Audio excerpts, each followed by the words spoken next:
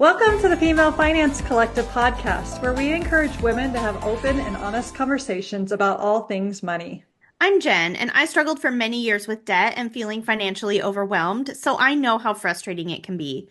Now I'm passionate about helping women confidently take control of their personal finances. And I'm Meri-Li. As a financial planner, I've had the privilege of working with hundreds of women who've transformed their financial lives. I'm excited to share my insights to help you on your financial journey. Hey, I'm Sybil. I built my dream life traveling the world and creating financial freedom on a teacher's salary. Now I help women take charge of their money and burn brighter in life. Let's start the money conversation. Welcome to the Female Finance Collective, and today Meri-Li and I are going to talk about delayed gratification. This one can feel a little bit like, I don't want to wait to get my things or get the thing that I've really been wanting. But the truth is, there is a lot of power in that thinking of delayed gratification. And we're going to talk to you about that today. We're going to share some examples and talk about strategies and ways that you might use this to benefit yourself and your finances and even your financial future. So when I think of delayed gratification, I think of like, I'm still going to get the thing. I'm just going to get it later. But I think that it's actually a lot bigger than that, right? It's not just, oh, instead of getting it this week, I'm going to get it next week. It's bigger than that when you're thinking about like that bigger picture of your finances and your life. So what do you think of, like, if you were going to recommend this to somebody, Meri-Li, how would you sell it to them? Oh, that's a great question. I gotta ponder that for a couple of seconds. So when I think of delayed gratification, I guess I'll spin it with my personal story. I grew up being like a highly impulsive spender, and my mom and we did a lot of shopping. So it was very common that I wanted something, I would get it that same weekend. So, whatever desire that I had, it was usually clothing. I would just get it immediately. And now that I know what I know about money, I realize how that kind of set up a pattern for me for a lot of my adult life. It's a pattern I've just, shed over the last 7 or 8 years. But it set up this pattern. And while I was getting what I wanted in the moment, those things that I was getting, they weren't really very helpful to me now. So none of those purchases that I made help my life now. So I think for me, the big piece of delayed gratification is that you are allowing your finances to do a little more work to help you in the future. Um, and you know, our brains are wired to want stuff now. And there has never been a time where getting stuff is as easy as it is. You pick up your phone, you have targeted ads, they know what you like. If you look at something, they're going to throw other ads with similar purchases. And it's really, really tricky because we have technology and our brain that are working against us, and they want us to buy now. But one of the things about delayed gratification is you actually do get a lot more joy out of a purchase if you have the time to dream about it, to think about it. My spouse shared with me when he bought his first really nice car. He spent a lot of time dreaming about it, shopping, putting money aside. And that was his favorite period of time when it came to that purchase. It was, of course, exciting to get the new car, but that kind of wears off over time. So he really loved the phase of dreaming and planning for it. And that brought the most enjoyment. And I don't think he would make that purchase again. So if he had to do it all over, it didn't really give him the reward because it didn't align with all the other parts of his finances. Delayed gratification, it's an interesting thing.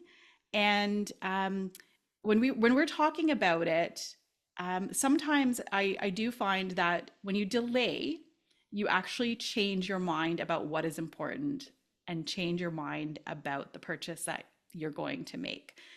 Have you seen, Jen, that play out in your life or in your finances? Definitely. Definitely. I think that like a bunch of little like examples are coming to mind. Things like I really thought I needed like a new dress for this wedding that we recently went to, and I just felt like nothing in my closet was going to work, right? So I ordered all these dresses. They came. None of them were any better than this one particular dress I already had in my closet. So they are all now bagged up out here. I need to take them back this weekend or return them. So had I just waited, tried on what I had in my closet again, and like started there and kind of put off that shopping experience, I think it would have been come out better in the end, right? It would have saved myself on the stressful dress shopping. I would have like saved myself all the time and the time of returning and all of that.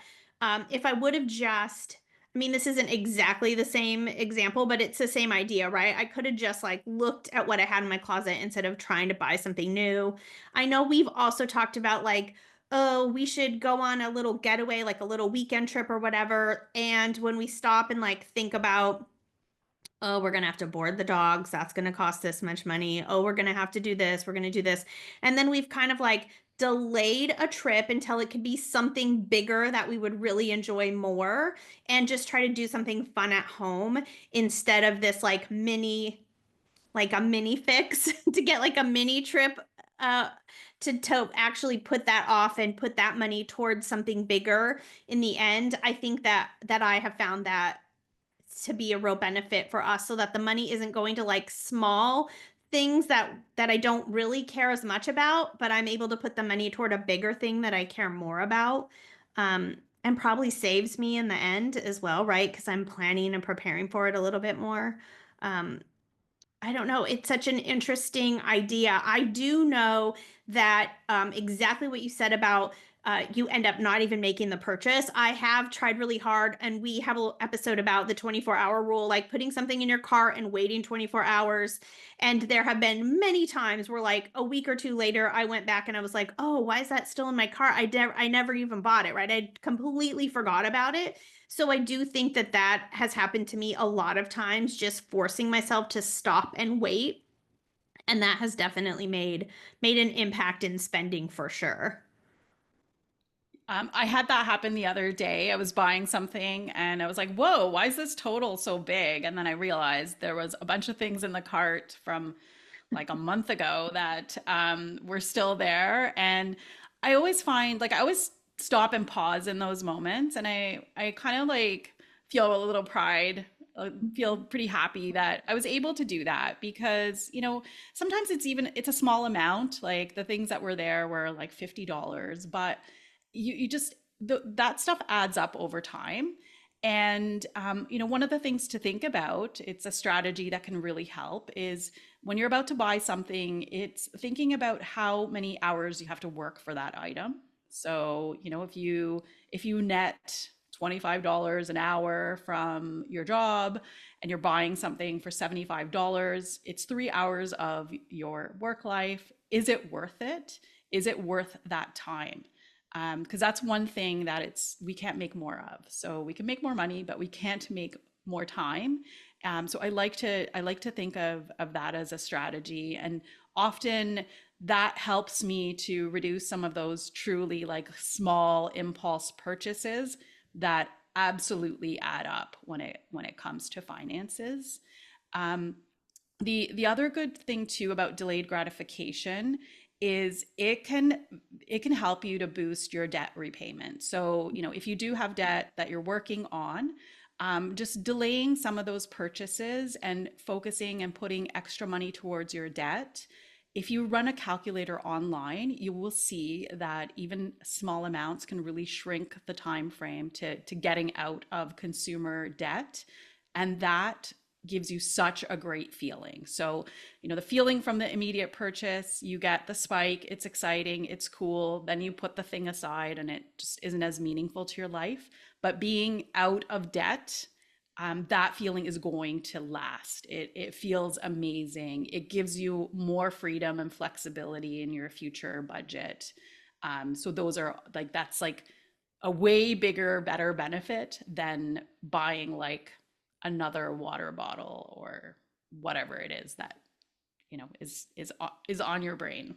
Oh, water bottle is such a good example because, we have a lot of cute cups and water bottles out in the world right now. And I feel like some people have a car payment's worth or a house payment's worth even. I saw a video the other day and this woman was like, her whole countertop was covered in cups. And I was like, you would have to use a different cup every day of the month to do that. So there is I love how you're spinning. Like, let's reframe this. Like, do I really need that other cup? Or could I put the $25 toward my debt?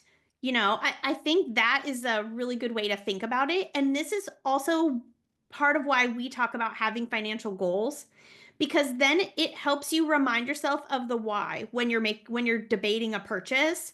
Okay, wait, do I want to be able to put $50 towards my debt or $50 towards this shirt?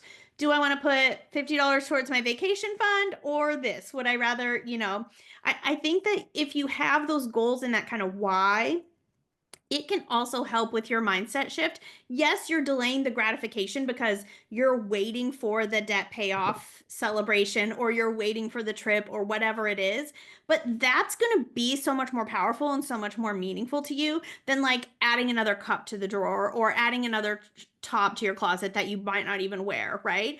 I think that something that you said when you and I were chatting was that it's really important to take the time to like appreciate your purchase before you move on to that kind of what's next mindset.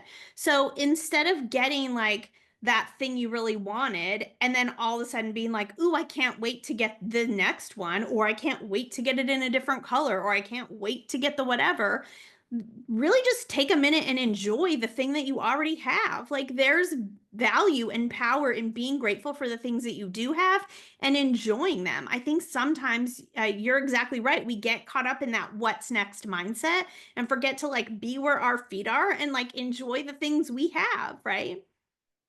Yeah, no, definitely. And what I do there is I have some spending triggers. Like it used to be things like books. So I'd buy them, tick the box. I bought this book. I'd start reading it, buy the next book. And I never actually like got through any of the books. So I was just spending money on purchases that I didn't even take the time to use. It is important to kind of have a bit, when you buy something, enjoy it for a while, use it. The purchases are wonderful if you're using them as you intended and you're getting great value out of them. But if they're just sitting in your closet or sitting on a shelf, then you know that that's something that you probably didn't need in the same way. And the other perspective is this doesn't just apply to small stuff. So it's not just, $25 purchases.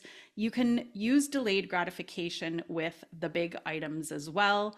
And what that looks like is, maybe it's waiting to upgrade your house.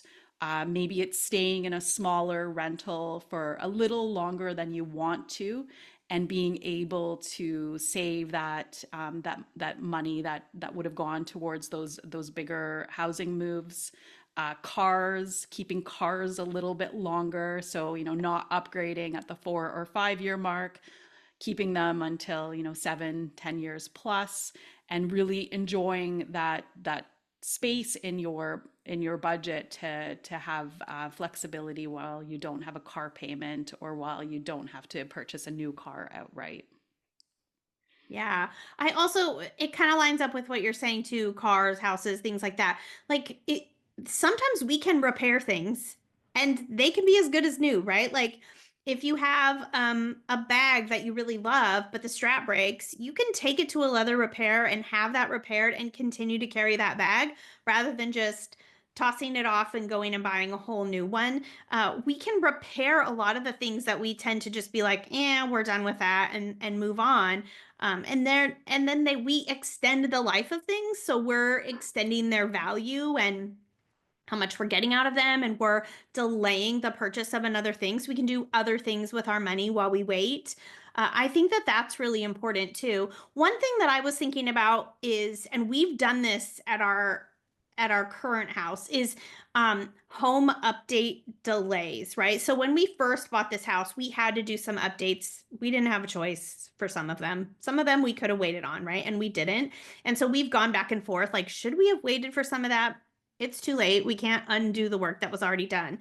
But there is some things in the yard that we wish we could do. And there are some other things that we would like to change. But what we've done is set a small budget for every year to put towards the yard. So rather than this huge amount of money to like fix the yard exactly how we would really want it, we've said, okay, this year we're going to stake $350 at the nursery and put in some sweat equity. And that's how much the yard's going to get improved this year. And we'll do the same next year. Whereas if you like went all in at once, that's thousands of dollars. So kind of just accepting and being okay with and making things a little bit better at a time, I think is also okay, right? Yeah, we've done that too. Like, aesthetically, a lot of the things in our home are pretty dated. And of course, we could do a major renovation and fix that. But I also like to think of things like, the age point of my kids, like they're still not the gentlest on things like kitchen cabinets and all of those things. So doing a major renovation, like where would we go? That would be complicated. It's just all this extra stress and that we just don't really need in our life. And sometimes just living with a house that might look a little dated, doing a few touches, paint is so great, like, curtains, things like that, that can help to elevate your home, but you don't have to have the latest and the greatest, like countertops or kitchen faucets or things like that. No one's going to judge you for it. And just delaying some of those bigger purchases can be really great for your finances, but also extending the life of what we have so that all that stuff doesn't end up in a landfill. Right.